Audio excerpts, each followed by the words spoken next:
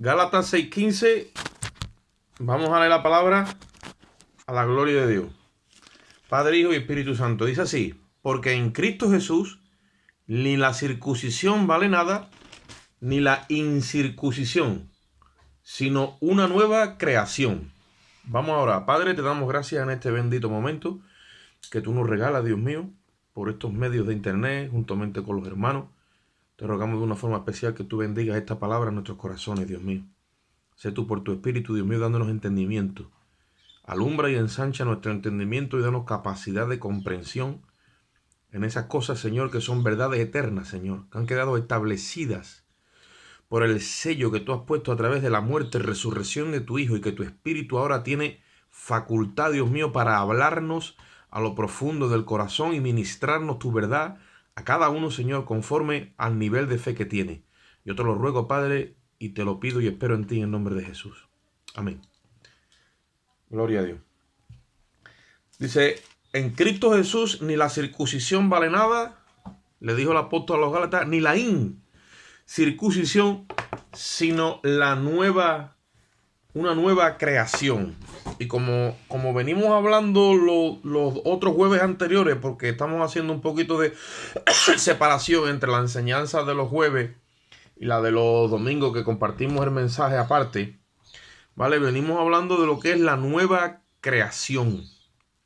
En Cristo Jesús no vale nada ninguna obra religiosa, no vale el rito, no vale el esfuerzo humano, no vale nada. Lo que vale es la nueva creación, que es donde nos tenemos que proyectar. Hay gente en el Señor, en el Evangelio o en la iglesia, pero que no han nacido de nuevo, por el motivo que no se le ha presentado bien el Evangelio. Son muchos motivos, no han tenido ese nuevo nacimiento. Si no tienen el nuevo nacimiento, no pueden entender nada, porque no han sido vueltos a crear. Tenemos que ser vueltos a crear, y cuando eres creado otra vez, entonces eres parido otra vez, y cuando eres parido otra vez, entonces tienes otra nacionalidad, otra identidad, y entonces ¿qué? Computa en ti una nueva dimensión, que es la vida nueva en Cristo Jesús. Cuando Nicodemo fue a buscar a Jesús, vino y le dice: mira, maestro, nosotros sabemos que tú has venido de parte de Dios, porque las cosas que tú haces, esto nadie lo podría hacer si no viniese de parte de Dios. Y total, dándole a conocer que entendía que venía de parte de Dios. Y Jesús no le responde, o sea, Jesús le responde y le va directamente al grano y no se deja llevar ni por lo que Nicodemo le dice: Nicodemo, de cierto te digo, que el que no naciere de nuevo no puede ver el reino de los cielos. ¿Cómo? Y ya él empieza a razonar con su mente natural, porque Nicodemo es un maestro judío rabino, principal de una sinagoga, pero que no tiene el Espíritu de Dios. Tiene conocimiento de la Torá, tiene conocimiento de la historia de Israel, tiene conocimiento de muchas cosas, pero no es nacido de nuevo. Y al no nacer de nuevo, no conoce nada de esto. Entonces lo que tiene es una religión. Y él empieza en su razonamiento carnal y humano a decirle: pero ¿cómo el hombre, siendo ya viejo como yo, puede entrar otra vez en el vientre de su madre y nacer otra vez? Y claro, es lógico su razonamiento. Y Jesús le dice: no te estoy hablando de eso. Lo que nace de la carne, carne es. Tú estás ya ahí. Lo que nace del espíritu, espíritu es. Tú tienes que nacer de Dios.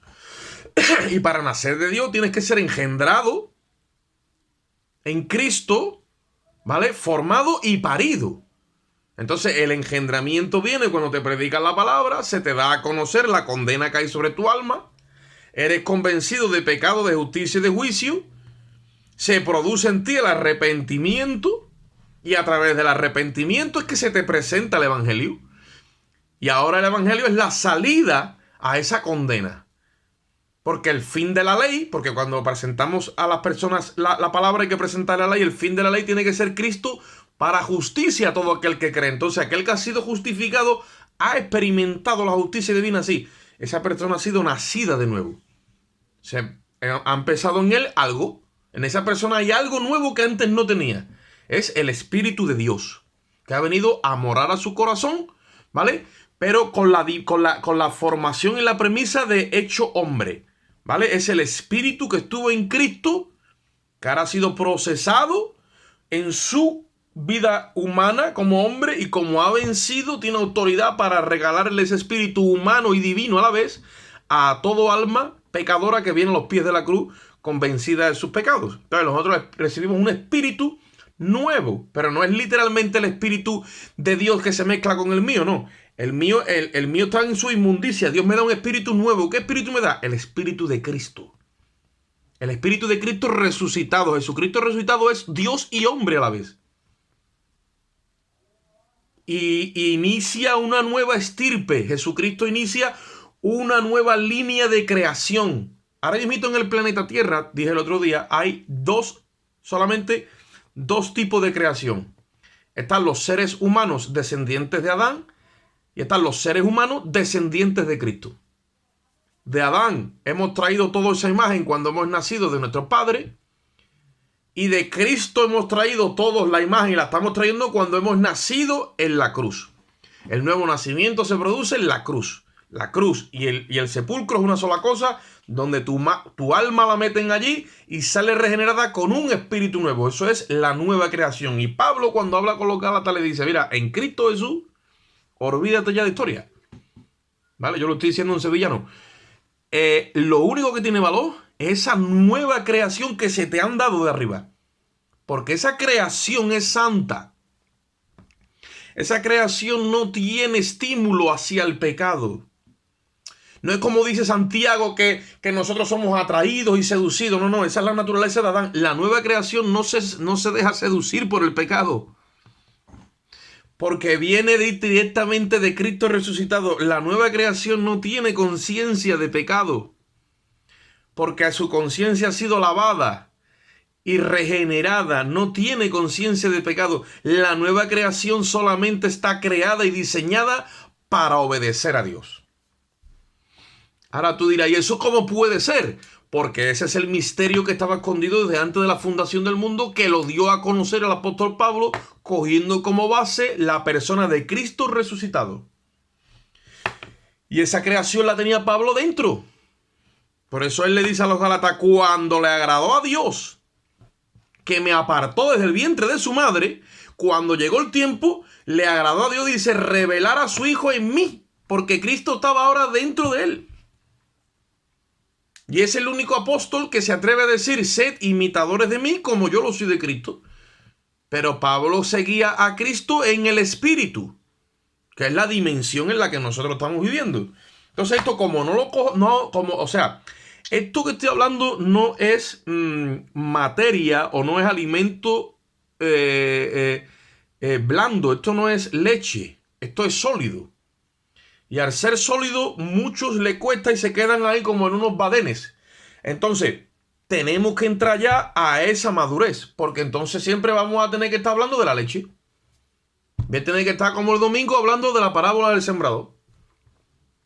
Y del trigo y de la cizaña, y de para allá y de para acá, y venga a contar cuentecitos. Que no, que nosotros no somos discípulos de las enseñanzas de Jesús de Nazaret. Nosotros somos discípulos del Cristo resucitado.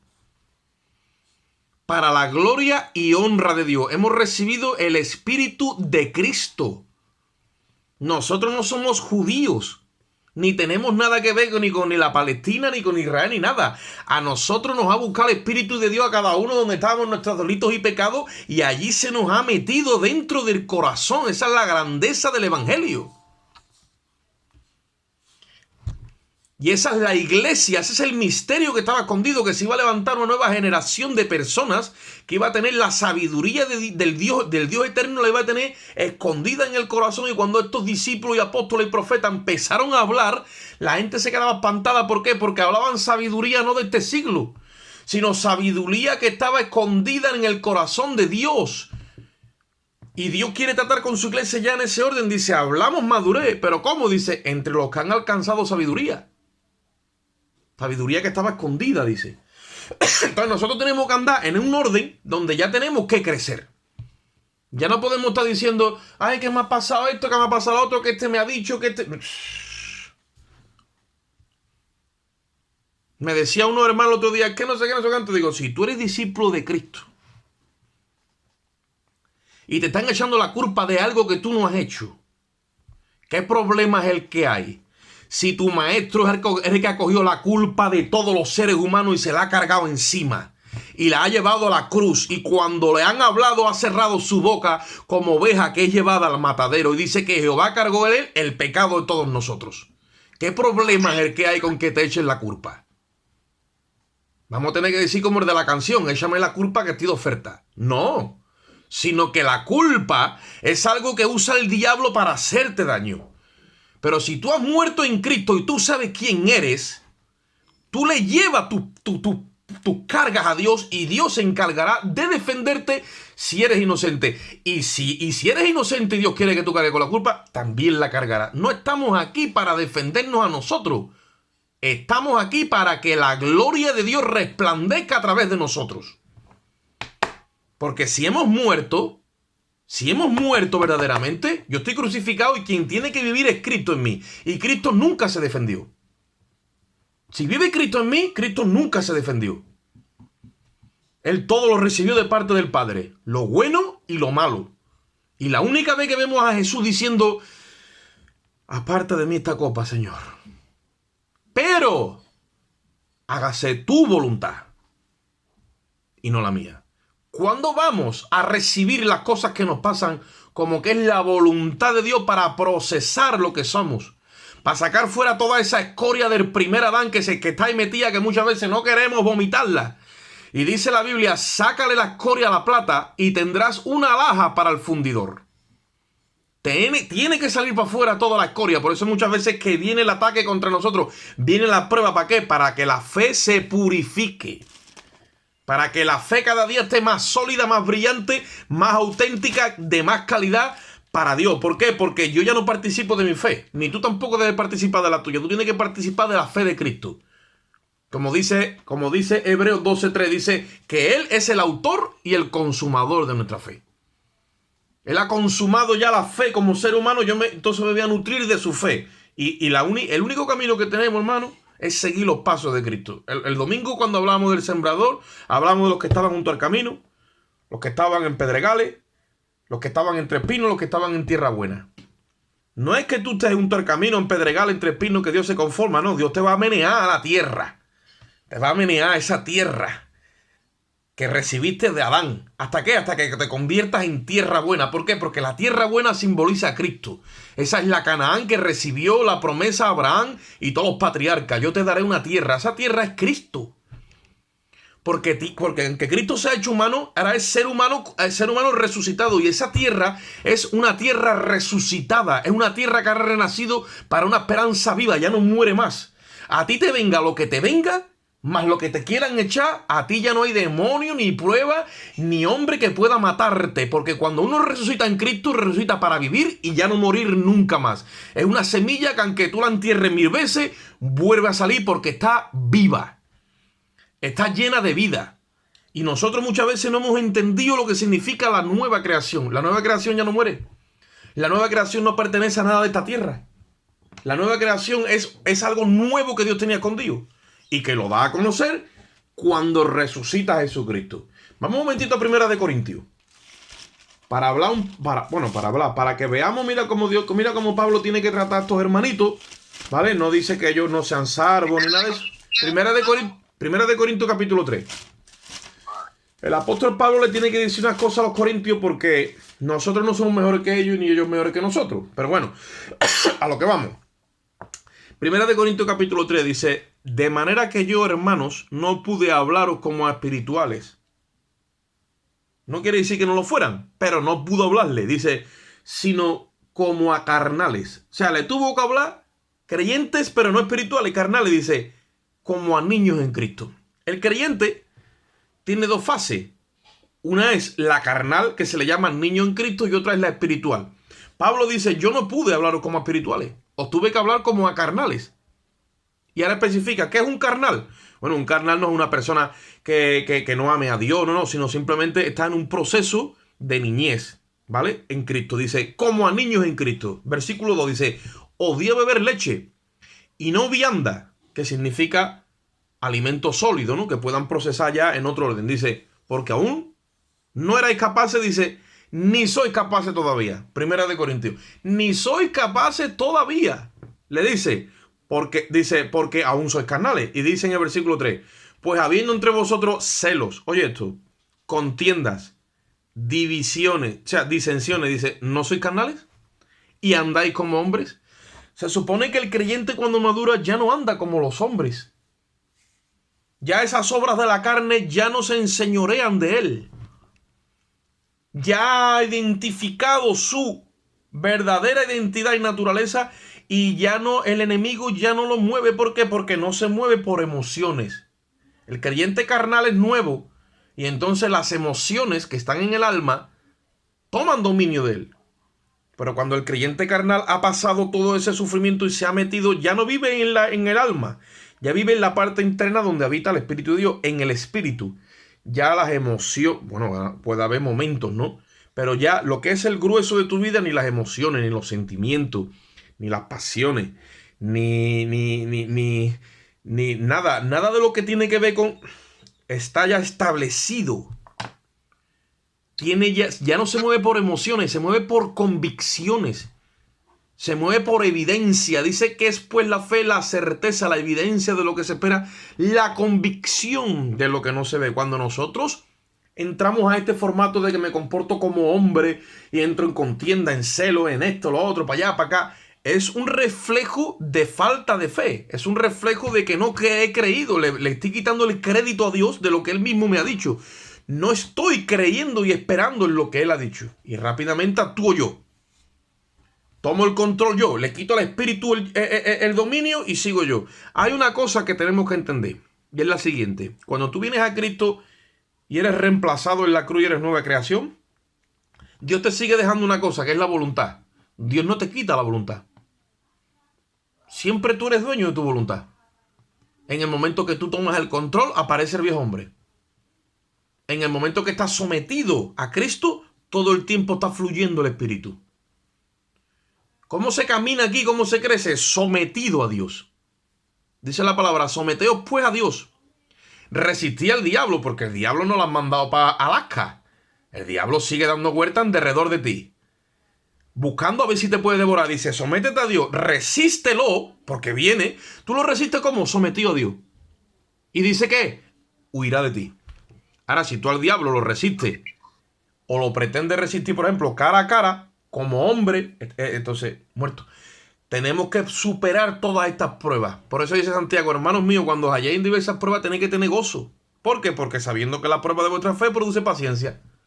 Y ahora la paciencia tiene que tener su obra completa para que seáis perfectos y cabales sin que os falte cosa alguna. Mira cómo Dios nos quiere poner. Nos quiere meter en una plomada que cuando se nos mida, estamos ahí en balanza y salimos 0,0. Perfectos y cabales, sin que os falte cosa alguna. Aplomado por enlace. Y tú dices, hombre, pero esto es que Dios exige esa... No, a base de las pruebas. Se va refinando en nosotros la fe de Cristo y llega un momento que empieza a florecer. Tú empiezas a dar fruto. Bueno, lo primero que tiene que dar fruto de arrepentimiento, pero después viene fruto de justicia. Fruto apacible, donde lo que se mueve es el fruto del Espíritu: amor, gozo, paz, paciencia, bondad, benignidad, fe, mansedumbre y templanza, dice. Contra tales cosas, dice, no hay ley. Ya pueda venir que venga con las leyes, cero. Te tienes que empezar a identificar con esa calidad de vida, con ese aroma, con ese ambiente. Llévatelo aquí. Amor, gozo, paz, bondad, benignidad, mansedumbre, fe y templanza. Y paciencia. ¿Qué pasa? Todo es una fragua. Dios te va fraguando, te va moldeando, porque ha metido su espíritu en ti. Y ahora ese espíritu tiene que coger cuerpo y tiene que empezar a florecer hacia afuera. ¿Vale? Entonces yo quiero llevaros un momentito a Primera de Corintios otra vez, porque estamos viendo muchos textos, pero es para que se nos quede en Primera de Corintios capítulo 15.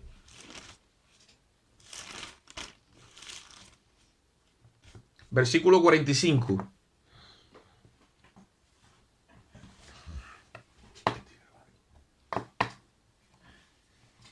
Primera de Corintios 15, 45.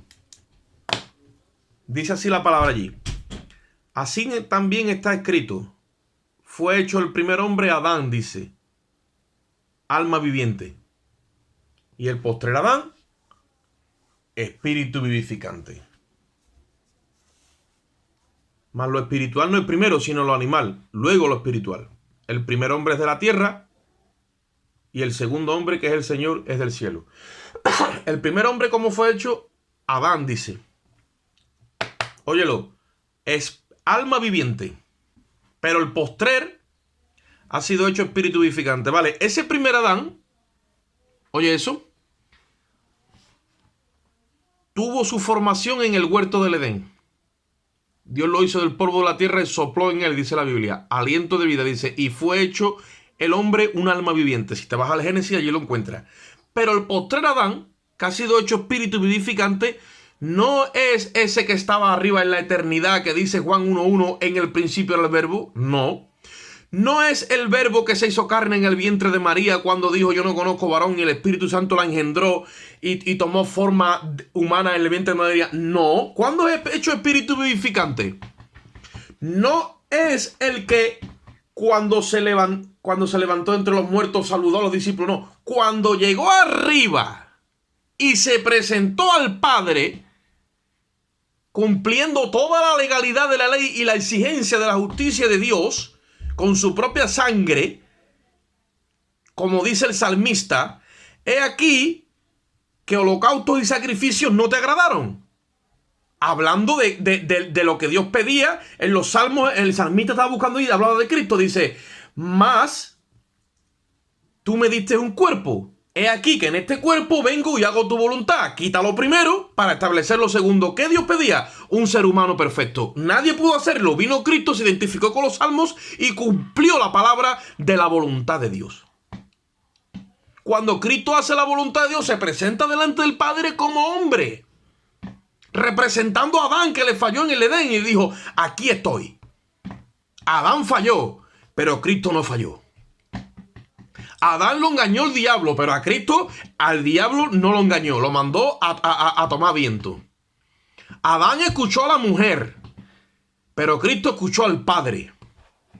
Y cuando se presentó, como tiene legalidad, ahora ha sido hecho espíritu vivificante. ¿Cuándo es hecho? Cuando llegó a los cielos. Ahora tiene autoridad legal para soplar ese espíritu. Ese es el material del que está hecho la nueva creación. Del espíritu vivificante de Cristo. Ese espíritu no muere. Ese espíritu no tiene nada que ver con el pecado. Es una vida indestructible. Vida eterna e indestructible. Eso es lo que el Señor tenía guardado desde antes de la fundación de los siglos. Y cuando Cristo se levantó entre los muertos como hombre, dijo, toda autoridad me ha sido dada en el cielo y en la tierra. Estaba hablando como hombre. Esa autoridad ha sido delegada a la iglesia. Entonces, en ese postrer Adán es donde estamos nosotros. Y de ese postrer Adán es donde nosotros nos nutrimos, porque de su espíritu vivificante se nos ha dado a nosotros. El terrenal, sí, alma viviente, y es el primer hombre. Pero después, ¿qué pasa? Viene el segundo hombre, ese es el del cielo, es el que se está formando en todos y en cada uno de nosotros. ¿Vale? ¿Qué es lo que sucede? Que Adán tiene su ley y Cristo tiene la suya. Son dos Adanes. Primer Adán y postrer Adán. Uno es alma viviente y otro espíritu vivificante. Dos leyes. ¿Vale? Cada uno tiene su ley. ¿Cuál es la ley del primer Adán? La ley del primer Adán es la ley del pecado y de la muerte. Porque cuando esa ley tus padres te la traspasaron, tú has quedado bajo ley que tenías que pecar sí o sí. Porque esa ley está injertada en tus miembros. Esa es la herencia del primer Adán. Ahora, la herencia del postrer Adán, ¿cuál es? Es la ley del espíritu de vida en Cristo, que nos libra de la ley del primer Adán. Por eso nosotros tenemos que entender que esto va de leyes. Esto no va de que yo emocionalmente o moralmente voy a vencer el pecado. No lo voy a vencer, pero por ley lo venzo. Y por ley hablo con Dios. Y por ley me paro en la palabra cuando cojo conocimiento, porque ya no soy carnal ni ando como un niño en Corinto, y le digo al Padre, dame mi herencia ahora. Dice, pues te la voy a dar. Vamos a Romanos 7.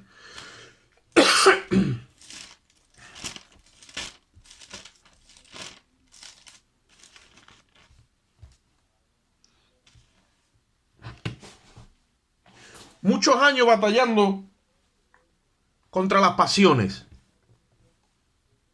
Mucho tiempo sin entender muchas cosas.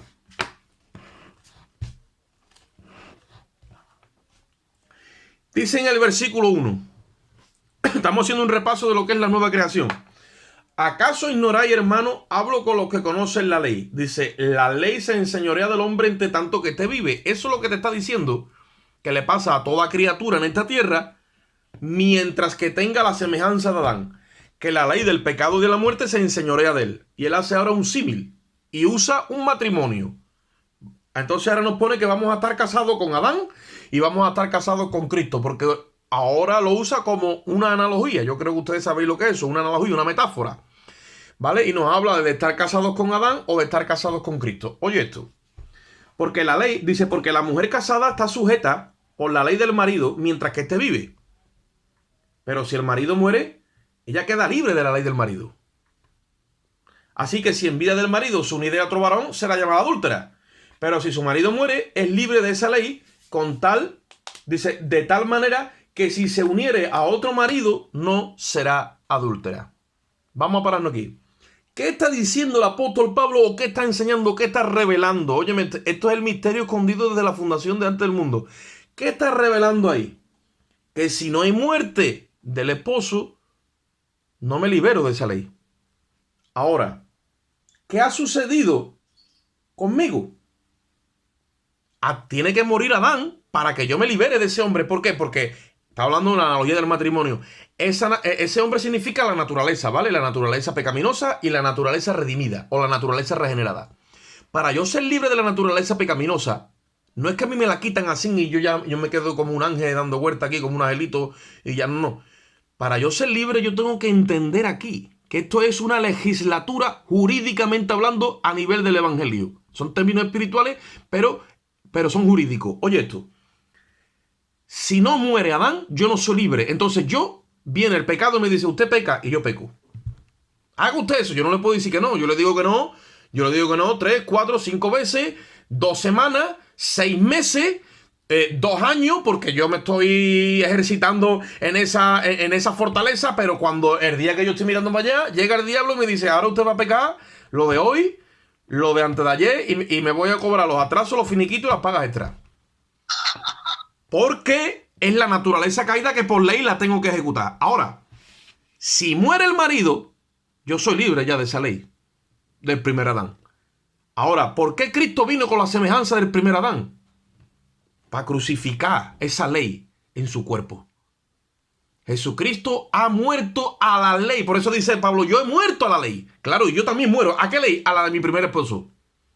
Es que esa ley está injertada en mis miembros, sí. Está injertada en tus miembros y si te pones a pelear con ella no la vas a vencer. Eso lo sé yo. Porque esto no se vence, esto no se vence moralmente.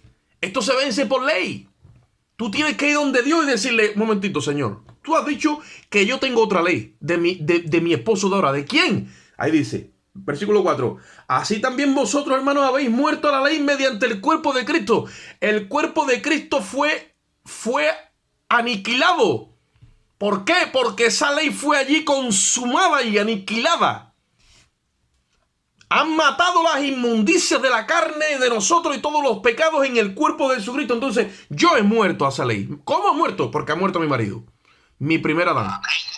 Y ahí está todo crucificado. Entonces, ¿qué pasa? Dice, para que seáis de otro. ¿Ahora de quién soy? Dice, del que resucitó de entre los muertos. Ese ya no es Jesús de Nazaret, aunque es. ¿Vale? Y tú sigues siendo Antonio, y tú Alfonso, y Lali, y yo Oscar, pero esa es la identidad porque la sigo manteniendo. Pero ya no somos. ¿Somos qué? Somos nueva criatura y nuestro nombre está escrito en una piedrecita blanca que lo tiene el Señor allá arriba. Entonces el que se levantó entre los muertos es la nueva creación. Entonces dice la Biblia, ha tenido que morir el primer Adán, ¿para qué? Dice, para que seáis de otro, del que resucitó de entre los muertos. Y ahora ese esposo, ese padre, ese hermano mayor me abraza y la ley de él, ¿sabes cuál es? La ley del espíritu de vida en Cristo. ¿Qué dice? Dice, porque estábamos, dice, a fin de que llevemos fruto para Dios, versículo 5, porque mientras estábamos en la carne, las pasiones pecaminosas que eran por la ley, obraban en nuestros miembros llevando fruto para muerte. Versículo 6, pero ahora somos libres de la ley, en la que estábamos dice, por haber muerto aquella en que estábamos sujetos, de modo que no sirvamos sirvamos bajo el régimen nuevo del espíritu y no bajo el régimen viejo de la letra. Esto es legislatura. Entonces, si tú sigues leyendo, te vas a dar cuenta que todo lo que Pablo habla aquí del pecado que mora en mí, de que están mis miembros, de que miserable de mí, todo esto tiene que ver con la sujeción que tenemos al primer Adán. Por eso dice en el versículo 25, gracias doy a Dios por Jesucristo. Dice, porque yo sirvo con la mente a la ley de Dios, más con la carne a la ley del pecado. Entonces la ley del pecado, que la tengo injerta en mis miembros, ¿qué es lo que sucede? Dice en el versículo 8, capítulo 8, ahora pues ninguna condenación hay para los que están en Cristo Jesús. Los que no andan conforme a la carne, sino conforme al espíritu, dice en el versículo 2, porque la ley del espíritu de vida en Cristo, oye eso, me ha librado de la ley del pecado y de la muerte. O sea, una ley me libra de otra. No es que yo venzo. No es que yo no siento tentaciones y pasiones, claro. Pero cuando yo me agarro a esa ley, entonces yo ahora voy a Dios y le digo, aquí hay una ley que a mí me ampara. Mi nuevo esposo me da una cobertura y me está diciendo de que me libra de la ley del pecado y de la muerte. Habla con Dios así a partir de ahora. No pelees contra el pecado de frente, que no lo vas a vencer. Quítate la capa de Superman, porque no es la de Superman. Al final es la de Super Coco y acaba estrellándote abajo en el suelo. Escúchame. Es legislatura. Yo tenía un problema gordo con esto. Y cuando empezó el Señor a abrirme la mente con todo esto, fui a Dios y le dije, la ley del espíritu de vida, esa es. Cúbreme con ella. Yo me agarro a ella. Empecé a hablar con Dios así. Porque el conocimiento que Dios te da no es para que tú lo transmitas ahora para otro lado como si fuéramos transmisores de información. No. Es para que lo hagas vivo. A la fe hay que añadirle virtud y a la virtud conocimiento. Y entonces cuando crecemos y empiezas a hablar con Dios diciéndole, esto me pertenece a mí, sí. Entonces yo quiero andar en el nuevo hombre. Yo quiero andar la nueva creación. Yo quiero andar la ley de mi nuevo esposo. Cúbreme. Dame cobertura con esa ley. Os digo una cosa, hermano. Yo ya es que no venzo el pecado así. No. Es que la tentación desaparece. Es que ya no es como antes que tenía una guerra directa ahí, a cuerpo, que eso es invencible. Que no hay hombre que haya vencido el pecado. Lo único que la venció se llama Jesucristo. Por eso Él fue a la cruz por nosotros. Por eso Él tuvo que hacer eso que nadie podía hacer. Porque tenemos injertada en nuestros miembros esa ley que te lleva cautivo. Pero cuando tú eres libre literalmente, no, que bueno, sí, no, o te la quieres, no te la pegue de nada, tranquilo ahí. Tú tienes que experimentar esa victoria en tu vida. Y tú ves como esa presión que se te viene del pecado empieza a desaparecer. Y esas revoluciones que muchas veces te aprietan, empieza como a expandirse y es una nube. Es un espejismo todo. Y empieza Dios a honrarte, el conocimiento que tiene lo llevas delante de Él y empieza a honrarte y a elevarte. ¿Cómo? En la nueva creación. En la nueva vida que está escondida en Cristo. Dios te eleva y te da ¿qué? Te da esa dimensión de gloria, esa dimensión de entrar en el fruto del Espíritu. Entrar en la sabiduría de Dios, en la ciencia. Pero es por ley. No vayas a intentar moralmente vencerlo de frente porque no hay nada que hacer. Además, es que eso no es el diseño de Dios. El diseño de Dios es que usted tiene que venir a la cruz para ser justificado. Correcto. Pero usted tiene que seguir usando la terminología jurídica de la cruz para la regeneración y la santificación. Porque si tú no aprendes a manejar el término de la justicia de Dios en Cristo, entonces queda muy lejos la salvación y tú ahora estás peleando literalmente, peleando contra el pecado. No. Cristo ha provisto para nosotros un espíritu vivificante. Tenemos nueva vida en Cristo. Vamos a retroceder un poquito más para atrás en el capítulo 6. Y mira lo que dice Romanos. Versículo 1. Dice, ¿qué pues diremos? Está preguntando el apóstol. ¿Perseveraremos en el pecado para que la gracia abunde? Porque acabó el capítulo anterior diciendo que donde abunda el pecado, sobreabunda la gracia de Dios. Está correcto. Pero mira cómo hace él. Él hace muchas veces preguntas retóricas para establecer un argumento. Y dice, ¿perseveraremos en el pecado para que la gracia abunde? Y dice, en ninguna manera. Imposible que un nuevo creado puede perseverar en el pecado. Porque ahí está fallando algo. O no ha nacido de nuevo, o no ha entendido el diseño de Dios. Dice, porque los que hemos muerto al pecado, ¿cómo viviremos en él? Pero si cuando tú tienes el espíritu lo que te tira es a buscar a Dios, a tener esa sed por la palabra, a orar, a tener comunión con los hermanos, a meterte a predicarle al perdido, a querer que la gente se sane. Es una dimensión diferente, no tiene que ver una cosa con la otra. Y dice ahí, ¿o no sabéis? Ahora pregunta otra vez, que los que hemos sido bautizados en Cristo, hemos sido bautizados en su muerte.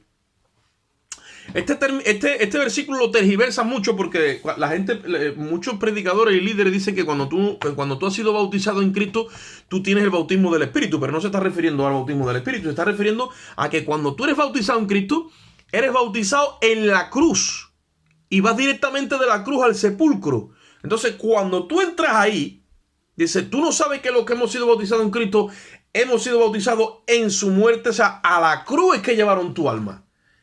Y dice, porque somos sepultados juntamente con él. O sea, te crucifican allí tu viejo yo. Y tu naturaleza caída. Pero tú no lo estás pasando, lo pasó él.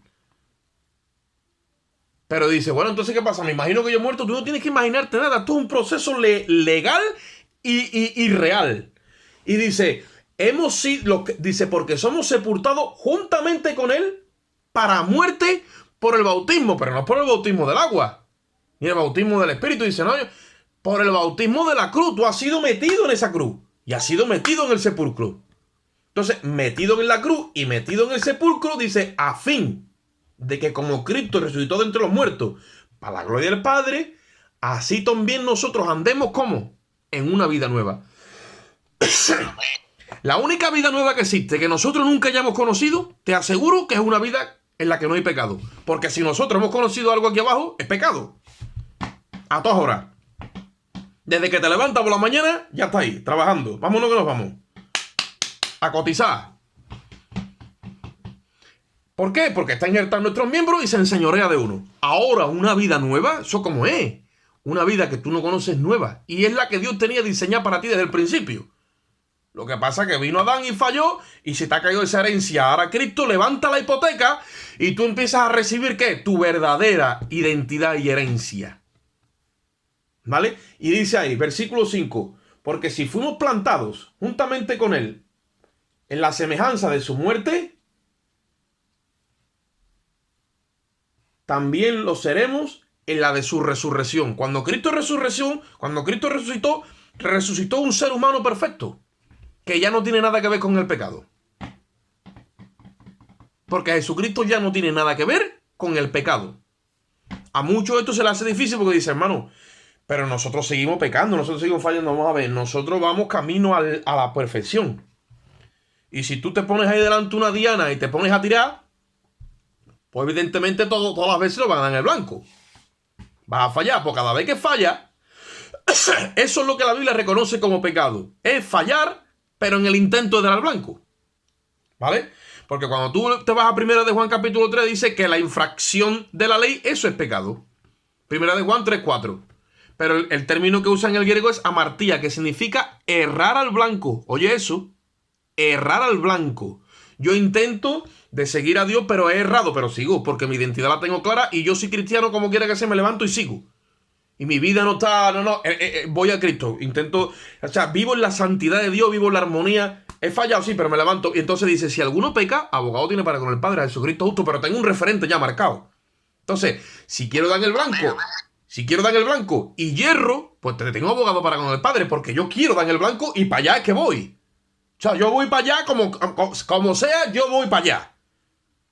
Y yo tengo que llegar a la Canaán celestial y tengo que llegar a la gloria y me tengo que sentar allí con los ancianos y tengo que glorificar el nombre de Jesucristo. Se ponga el diablo como se ponga, allí se tiene que pasar lista, como dice el coro, y cuando sea pasada lista, a mi nombre yo feliz responderé. Como quiera que sea. Y yo voy para allá. Ahora, eso es una cosa. Otra cosa es que no tengo referente ninguno, que me entrego a las pasiones de la carne y dice, bueno, pero es que yo tengo a Cristo, sí, pero tú entregas todas las pasiones de la carne sin referente ninguno. Y dice el apóstol Pablo, mira, Romanos 8:12, tenemos una deuda, dice, pero no la carne. Porque si vivimos conforme a la carne, dice, moriremos. No hay referente. Vivo en las pasiones y me dejo llevar. No. Porque eso significa adulterio. Hemos leído antes que si yo, en vida de mi primer marido, me uno a otro, ¿cómo dice que es llamada la mujer? Adúltera. Ese es el adulterio espiritual. Ah, pero ¿existe adulterio espiritual? Sí existe adulterio espiritual. ¿Por qué? Porque el primer Adán pecó en este mundo. Toda esta esfera le pertenece digamos, al que se enseñoreó de él, que es el diablo, y de nuestra carne, de nuestra materia prima caída, que es polvo. Entonces, este mundo, que es el príncipe, le pertenece, y todo lo que está contaminado con pecado, le pertenece a ese faraón. Y entonces, cuando nosotros estamos viviendo, como dice primera de Juan 2:15, en los deseos de los ojos, en los deseos de la carne y en la vanagloria de la vida, dice, el amor del Padre no está en ti. Dice, amados, no améis al mundo ni las cosas que están en el mundo. Si alguno ama al mundo, el amor del Padre no está en él. Dice, porque los deseos de los ojos, los deseos de la carne y la vanagloria de la vida no proceden del Padre, sino del mundo. Y ese mundo le pertenece a un faraón. ¿Vale? Dice, y el que, el mundo pasa a sus deseos, pero el que hace la voluntad de Dios permanecerá para siempre. Mira lo que dice ahí. Versículo 6. Sabiendo que nuestro viejo hombre fue crucificado juntamente con él, para que el cuerpo del pecado sea destruido. Oye eso. A fin de que no sirvamos más al pecado. O sea, el cuerpo con el que yo pecaba ha sido destruido. O sea que estos miembros, donde estaba la ley de Adán injertada, ha sido destruido. ¿Por qué? Porque han matado a Adán en la cruz. Y mi cuerpo de pecado ha sido crucificado juntamente con él. Para que la ley que obraba sobre esos miembros quede abrogada totalmente. Ahí lo dice. Y después dice, para que no sirváis más al pecado. Versículo 7. Porque el que ha muerto ha sido justificado del pecado. Yo no tengo que darle más explicación al pecado. Yo no tengo que darle más explicación al pecado. Ahora, si yo cuando viene el pecado y la tentación, yo no batallo, dice el apóstol Pedro, amados míos, os ruego como a extranjeros y peregrinos, que batalléis contra las pasiones y los deseos carnales que batallan contra el alma. Os abstengáis. Esa es la batalla. Dios ve tu corazón. Dios no se deja llevar por tú le puedes contar el Quijote. No. Tú tienes que ser franco. Y si tienes una lucha real y hay una atracción y una seducción, como dice Santiago, porque es que a Dios no lo vamos a impresionar. Oh, no. Está escrito. El pecado te atrae y te seduce. Claro que sí. A Adán le gusta esa seducción y es atraído. El pecado no es que te van a llevar a un campo de concentración. No. Eres atraído y seducido por el pecado. Porque empiezan a activarse los deseos que batallan contra el alma, que están injertados en nuestros miembros. Pero ¿qué es lo que sucede? Yo no entiendo qué está pasando y no voy a Dios. No, yo voy a Dios y le digo, Dios mío, un momentito. La ley de vida en Cristo es la que me libra la ley del pecado y de la muerte. Yo me acojo a esa ley ahora mismo, saca todo esto que me está a mí embriagando. Y en el nombre de Jesús, y empiezo ya a pelear con Dios, entre comillas, ¿vale? Y empiezo ya a reclamarle la herencia que Cristo me ha dejado. Y yo te digo a ti que Dios no te puede llevar a ti a una movida donde la prueba no sea humana, sino que juntamente con la prueba te da la salida para que puedas soportarla. Porque lo que está escrito, tú puedes hablar con Dios en base a la escritura. Ahora, si no conocemos la escritura, ni tenemos o la trazamos mal, entonces no. Y ahora miren lo que dice en el versículo 8. Si morimos con Cristo, creemos que también viviremos con Él. Sabiendo que Cristo ha resucitado entre los muertos, ya no muere más, la muerte no se enseñorea de Él. ¿Qué sucede cuando un hermano peca? Entra la muerte. Y cuando entra la muerte, ¿qué pasa? Nos sentimos separados de Dios. Ahí hay que humillarse a Dios. Hay que pedir perdón para que el Espíritu Santo deje de estar triste, porque se pone triste en nosotros. Dice primera de Juan, dice, si veis que algún hermano peca, pida a Dios y Dios le dará vida. ¿Por qué? Porque cuando los hermanos pecan, pierden la vida, esa conexión directa. Ahora dice, si es pecado de muerte, dice, no te metas ahí, porque hay todo pecado de muerte, dice, pero hay pecado de muerte que yo no digo ni que se pida, para que tú veas los renglones a los que podemos llegar. Yo he orado por hermano, y en la oración, y Dios mío, y dale, y toma, y venga, y a mí me ha venido como un sentido como diciendo, lo tengo en disciplina, no me ores por él, porque es cosa mía con él. Es muchas veces cuando yo castigo a una de mis hijas, dice mi mujer, no, ¿qué tal? Igual digo, escúchame, déjame quieto que la he castigado, y eso se queda así. ¿Por qué? Porque es un trato ya directamente con Dios y la persona. Porque nosotros cada uno venimos de... cada uno tiene su monte y tiene su historia y Dios nos conoce. Y a más de uno nos tiene que hacer así, pa, y doblando un poco la patita y partiéndola. Había un pastor que decía, muchas veces, hermano, el que te parte las patas no es el diablo, es Dios, ¿eh? ¿Y para qué? Dice, para que te quede al lado del pastor y no te muevas mucho de redil. Porque tú con dos patas tiene dos alas. No veas si vuela. Y entonces, claro, es un trato, hermano, ¿vale? Ustedes me entienden, es un trato de Dios con nosotros. Pero tenemos que conocer esto. Yo ya no he sido creado para andar en el pecado, ni estar pendiente de las cosas de este mundo. Mira, dice Santiago 4:4, adúlteros, dice. ¿Pero cómo va a llamar a mí adúltero? Dice adúlteros. Oh, almas adúlteras, y clama. Ah, pero que esté en adulterio. Hombre, si en vida de este te va con el otro, pues ahí te lo dice también Romanos 7:1. Almas adúlteras, ¿no sabéis que la amistad con el mundo es enemistad contra Dios? ¿Tú qué te crees? Dice, ¿o no sabéis que el espíritu que Él ha metido en ti te cela ardientemente?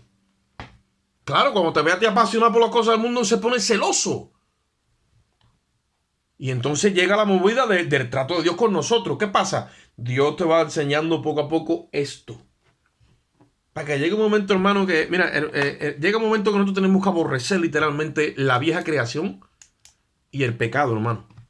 Y no hay forma de aborrecerlo tan linda, sino como entrando en la nueva creación y creciendo en ella. Dice la Biblia que de su plenitud tomamos todos gracia sobre gracia. Porque la ley no fue dada por Moisés, dice... Pero por Jesucristo nos vinieron la gracia y la verdad. Y tenemos que crecer en el conocimiento de Dios y en la gracia. Dice el apóstol Pedro, creced en el conocimiento y en la gracia. Dice, desead como niño recién nacido la leche espiritual no adulterada. Cuando la leche no viene adulterada, sino que viene pura, todas estas cosas tú las empiezas a asimilar. Y las empiezas a poner por obra en tu vida, o sea, las empieza a traducir. Deja de ser archivo y conocimiento pasivo, que es como una información, y se convierte en un conocimiento vivo. Entonces, nosotros somos las epístolas que tienen que ver los hombres. Tenemos que ser epístolas de carne donde los hombres lean en nosotros, ¿vale?, la voluntad de Dios y vean que el sello que tenemos es el sello del Dios viviente. Ahora, si nos ven hoy arriba, mañana nos ven abajo. Pasado nos ven en la esquina. Al otro nos ven allí en el otro córner. Por final, en la conclusión que sacan, ¿qué es lo que es? Dice en el versículo 10. Porque en cuanto murió, al pecado murió una vez por todas, y cuanto vive, para Dios vive. Dice, así también vosotros consideraos muertos al pecado, pero vivos para Dios en Cristo Jesús. Versículo 12. O sea, el pecado te llama, pero tú estás muerto. Ya, que te llame todo lo que quiera, que se deje la garganta ahí. Tú has muerto. Dice, no reine pues el pecado en vuestro cuerpo mortal, de modo que lo obedezcáis en su concupiscencia, ni tampoco presentéis vuestros miembros, mira los miembros, ¿ve? A donde estaba injertada la ley del pecado y de la muerte, los miembros, dice, ni tampoco presentéis vuestros miembros como miembros de iniquidad, sino presentaos vosotros mismos a Dios como vivos entre los muertos, y vuestros miembros como miembros de justicia, porque el pecado no se enseñorea de vosotros, porque no estáis bajo la ley, está bajo la gracia. Esa ley de la que habla ahí es la ley del pecado y de la muerte.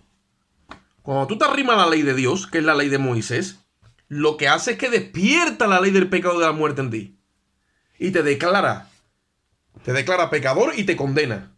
Por eso dice el apóstol Pablo que él sin ley vivía. Dice, yo sin ley vivía. Dice, pero cuando vino la ley me dijo, no codiciarás. Y yo me vi extremadamente codicioso. Porque el pecado está dormido. Pero cuando llega la ley lo despierta. Y lo pone a galopar en ti. Y ahora tú te das cuenta de toda la condición tuya. ¿Me entiendes? Eso es un mensaje para el pecador. Un mensaje para el que está en iniquidad.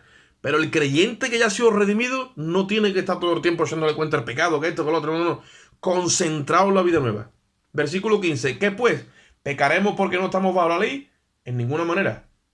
Sino bajo la gracia en ninguna manera. ¿No sabéis que si os sometéis a alguien como esclavos para obedecerle, sois esclavos de aquel a quien obedecéis, sea del pecado para muerte, o sea de la obediencia para la justicia? Estamos perfectamente capacitados para someternos a la obediencia para traer la justicia. Porque hemos sido hechos ministros de un nuevo pacto y somos ministros de justicia.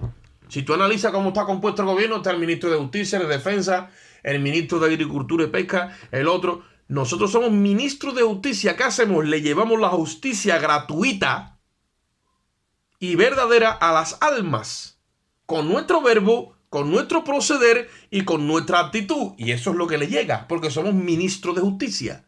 Donde llegamos nosotros, llega la justicia de Dios. Entonces allí se establece la paz. Dice que Dios estaba en Cristo reconciliando consigo el mundo. Y ahora nos ha enviado a nosotros ¿qué? Con un ministerio de reconciliación.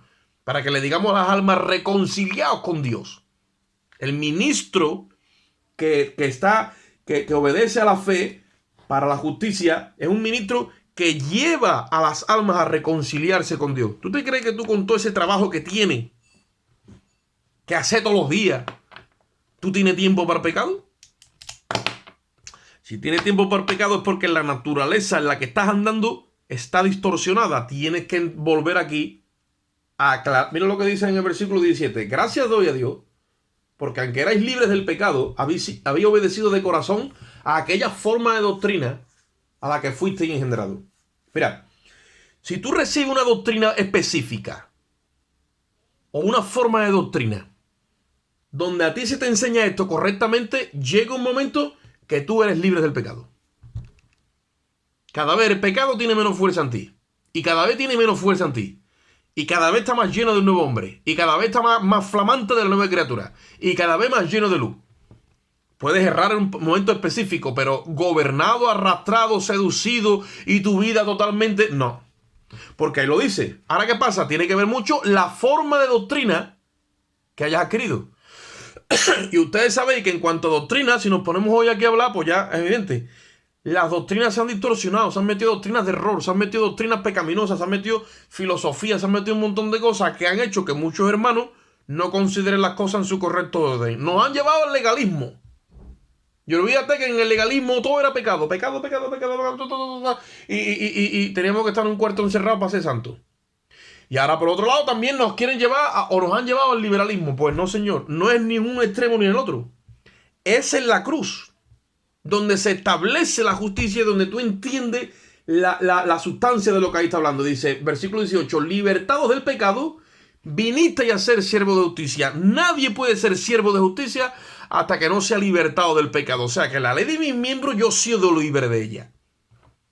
Yo no ando diciendo miserable de mí, no. El apóstol Pablo está haciendo una analogía ahí, pero Pablo no era un pecador. Pablo era uno de los hombres más fieles que ha habido al evangelio, escogido por Dios, desde el vientre de su madre.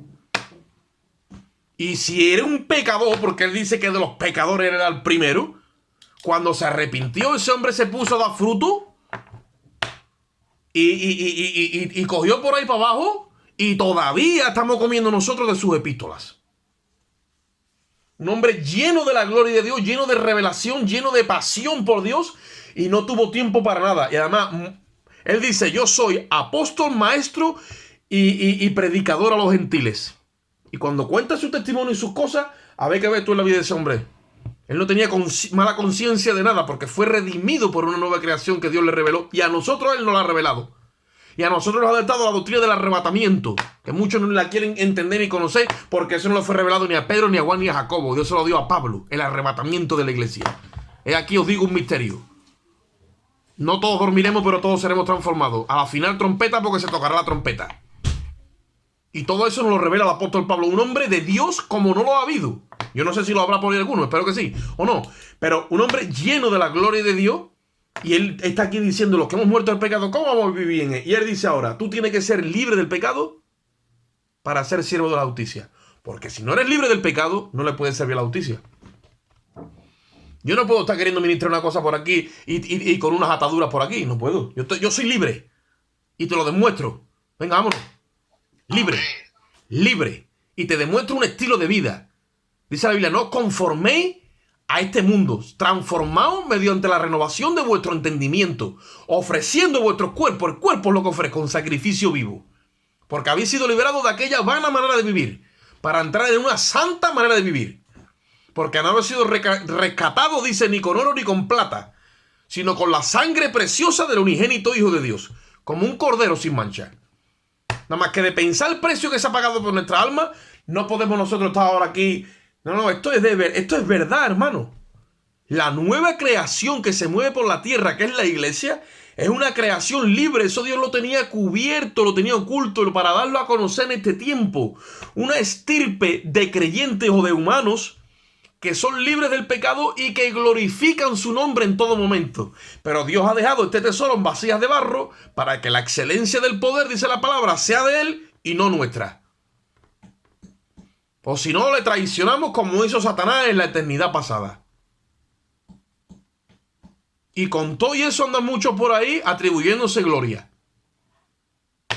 Y aquí toda la gloria es de Cristo, hermano. Ministerio del Espíritu Santo es darle gloria a Dios. Jesucristo dijo, cuando el Espíritu Santo venga y se metan ustedes, Él me va a glorificar a mí. Yo no recibo gloria de los hombres. Yo no recibo gloria del Espíritu Santo en una persona metida. Porque el hombre, como no tenga el Espíritu, el hombre se encasqueta la gloria. Y se pone su coronita y se pone su medallita. Porque es así, porque la carne es así. La carne es así, se esconde y cuando se da cuenta así, pone la cara, dice, y aparece en la foto. Y después dice, yo estuve allí. Yo también era parte de, y yo estuve allí, y yo, ¿no? A lo que vamos, hermano. Esta nueva creación tenemos que desarrollarnos en ella. Y tenemos que profundizar en ella. Y tenemos que aprender jurídicamente a hablar delante de Dios. Señor, tú has traído una ley en Cristo. Yo no puedo estar todo el tiempo así. Tú me conoces, esto cómo va. Y el Señor te lo va a revelar. Y tú vas a experimentar lo que es crecer en la gracia y en el conocimiento de Dios. Empezar a experimentar ese deleite de la nueva creación que está continuamente conectada a Dios. Una conciencia limpia de obras muertas para que le sirvamos al Dios vivo. Porque la sangre de toros y de machos cabríos no podía limpiar eso. Pero la sangre de Jesucristo sí puede limpiar nuestra conciencia de obras muertas. Cuando a ti se te va la conciencia de pecado, tú ya no tienes conciencia de pecado. Entonces tú ya no eres atraído por nada de eso. Eso tú lo miras. Y eso tú lo miras como si tú nunca hubieras participado del pecado. Si tú tienes un nuevo nacimiento y estás creciendo, te miras para atrás la vida vieja y tú dices, yo parece que nunca he estado allí. Claro, es que la nueva criatura nunca ha estado allí. Es que la nueva criatura nunca ha estado allí. Allí está la vieja, que es en la que nosotros no tenemos que proyectarnos. Versículo 20. Cuando erais esclavos del pecado, erais libres de la justicia. No sabíamos nada de esto, no teníamos cuenta con la justicia, no teníamos que manejar nada de estos términos. Pero dice, ¿pero qué fruto teníais de aquellas cosas y de las cuales os avergonzáis? Porque el fin de ellas es muerte. Dice, más ahora habéis sido libertados del pecado y hechos siervos de Dios, y tenéis por fruto la santificación y como fin o como finalidad la vida eterna. Yo tengo un fruto que es esa santificación, o sea, Dios me está apartando. La santificación es apartado del mundo.